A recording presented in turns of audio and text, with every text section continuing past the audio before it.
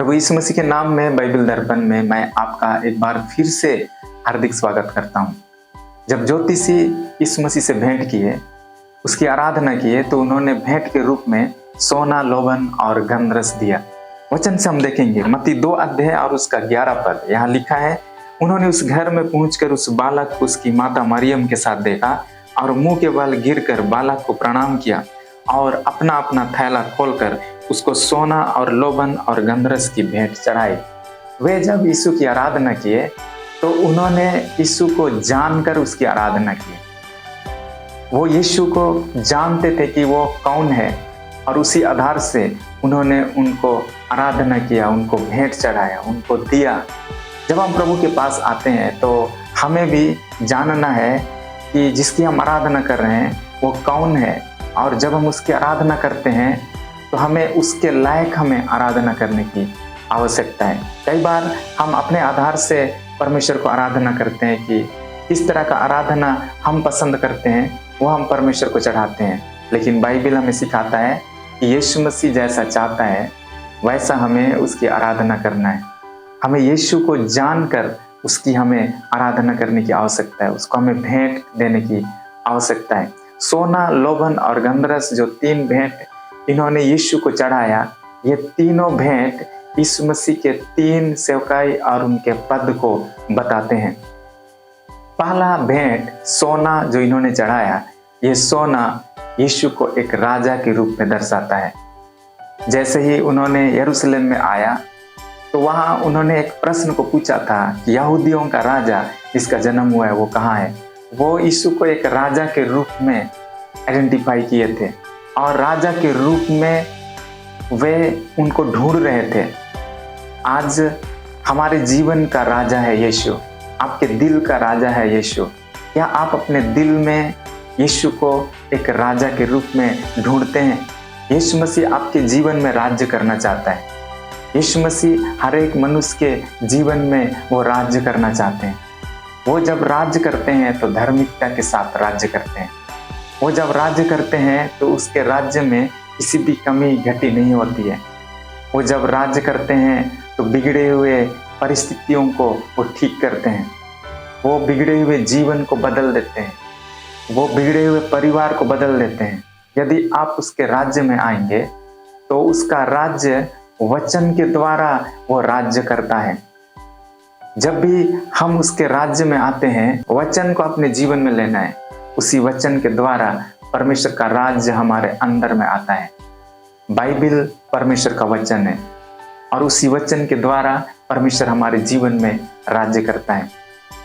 मेरे प्रिय मित्र, यदि आप परमेश्वर को अपने जीवन में राजा के रूप में स्वीकार करते हैं तो आप उनको अपने जीवन में प्रभुता करने दीजिए। आप उनके कमांड का इंतजार कीजिए कि वो परमेश्वर आपसे क्या उम्मीद रखते हैं। वो परमेश्वर आपके जीवन में किन योजनाओं को बनाए हैं, इन सारी चीज़ों को यदि हम जानने का प्रयास करेंगे तो निश्चय वो परमेश्वर हमारे जीवन के लिए, वो यीशु हमारे जीवन के लिए एक राजा है। और यदि वो आपके जीवन में राज्य करेंगे तो आपका ज़िंदगी में एक अलग बदलाव दिखने को मिलेगा। वो आपकी ज़िंदगी में आप एक सफलता को प्राप्त करेंगे। दूसरा जो भेंट है जिसका अर्थ है लोबन, जिसका अर्थ है यीशु महायाजक हैं। लोबन को मंदिर में याजक यूज करते थे आराधना करने के लिए। इसी तरह से यीशु मसीह जब इस धरती पर आए तो वो एक महायाजक के रूप में इस धरती पर अपना काम को उन्होंने किया। याजक मंदिर में क्या करते थे? याजक मंदिर में एक मीडिएटर का काम करते थे। वे लोगों की बातों को परमेश्वर तक ले आते थे और परमेश्वर की बातों को लोगों तक लेकर के आते थे। वह एक मध्यस्थता का काम करते थे। लोग जब गुनाह में आते थे तो याजक उनकी ओर से परमेश्वर से प्रार्थना करता था। इसी तरह से यीशु मसीह इस धरती पर जब वो आए तो वो एक महायाजक के रूप में आए।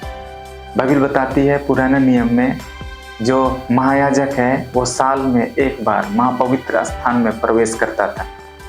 सारे लोगों के गुनाहों के प्रायश्चित के लिए एक बार महापवित्र स्थान में वो प्रवेश करता था। हमारा यीशु मसीह सदा का महायाजक बनकर हमारे सारे गुनाहों का प्रायश्चित लेकर वो स्वर्ग के महापवित्र स्थान में वो प्रवेश किए। वो महायाजक हैं, वह हम एक मध्यस्थता हैं जिसके द्वारा से हम पिता परमेश्वर तक पहुंच सकते हैं, क्योंकि उसने हमारे लिए अपना लहू को बहाया। महायाजक वो मेमना का बलि करता था, यीशु मसीह स्वयं मेमना बने और हम पूरे मनुष्य जाति के पापों का दंड को उन्होंने उठा लिया, और उसके दंड उठाने से, उनके सजा काटने से आपका सजा माफ हुआ, हमारा दंड माफ हुआ। यीशु को ग्रहण करने के द्वारा अब आप उस परमेश्वर तक जा सकते हैं। वो हमारा याजक है, वो हमारा महायाजक है। याद रखिए, यदि आज आप यीशु को याजक के रूप में स्वीकार नहीं करते हैं तो एक दिन वो आपका न्यायी बनेगा। इसलिए आज हमें यीशु को एक याजक बनाना है। उनके माध्यम से, उनके थ्रू से हमें परमेश्वर पिता तक पहुंचना है। उसको ग्रहण करके आप परमेश्वर पिता तक पहुंच सकते हैं। तीसरा जो भेंट है वो है गंधरस। ये गंधरस इस बात को बताता है कि यीशु उद्धार करता है। यीशु ने हम मनुष्य जाति के लिए अपना जान को वो दे दिया।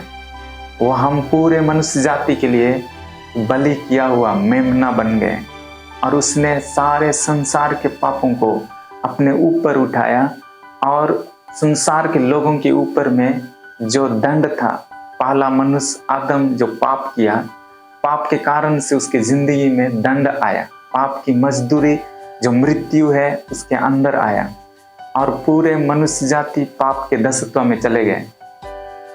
सारे मनुष्य जाति पापी बन गए, परमेश्वर से दूर हो गए, परमेश्वर से रिश्ता टूट गया। उसी रिश्ता को जोड़ने के लिए यीशु मसीह स्वर्ग को छोड़कर इस धरती पर आए, और हम मनुष्य जाति के लिए अपना जान को उन्होंने दे दिया, और उसके लहू बहाने से, उसके जान देने से हमें यीशु मसीह का धार्मिकता मिला। इसलिए यीशु मसीह ने कलवरी क्रूस पर जब अपना जान को दिया तो वहाँ दो महत्वपूर्ण घटना घटी। पहला, यीशु मसीह पाप को नहीं जानते थे, आपके कारण से, मेरे कारण से वो पापी ठहराए गए, और हम धार्मिकता को नहीं जानते थे, लेकिन यीशु के द्वारा हमें वो धार्मिकता मिल गया।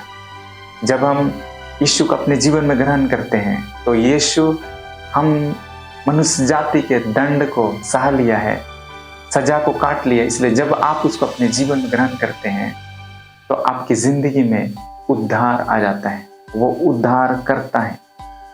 मेरे प्रिय मित्र, सोना, लोभन, गंधरस जो बुद्धिमानों ने उनको भेंट चढ़ाया, ये तीन बातों को बताता है कि यीशु राजा है, उनका राज्य अटल है, वो अनंत काल तक वो राज्य करने वाला है।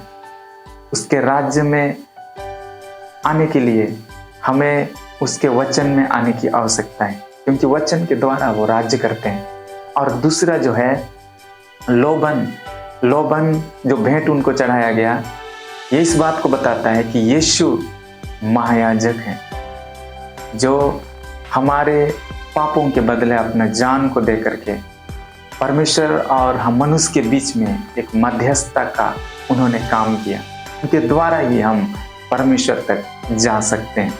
इसी तरह से वो गंधरस इस बात को बताता है कि यीशु उद्धार करता है। ये उसकी मृत्यु को बताता है, मृत्यु के द्वारा, यीशु की मृत्यु के द्वारा आपका और मेरा उद्धार हुआ है।